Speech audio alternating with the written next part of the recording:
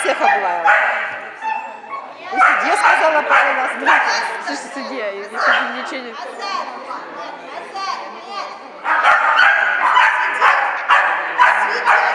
Она, мне кажется, видит барьер, она у нее тихая. Да беги ты уже.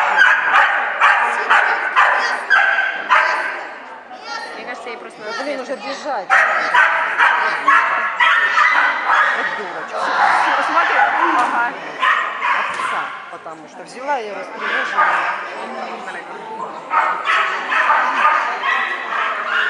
Конечно, зануда, Беги, беги, беги.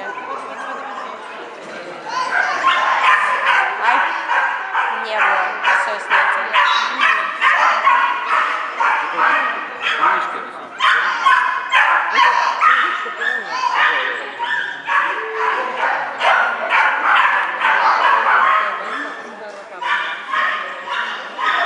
Это молодая совсем собака, да? Это лиса. Да я бы Чё, это запуталась нормальная уже. собака. Это ей года 3, наверное, как читер. Ja seuraavana lähtövuoro on koirapari numerolla 6.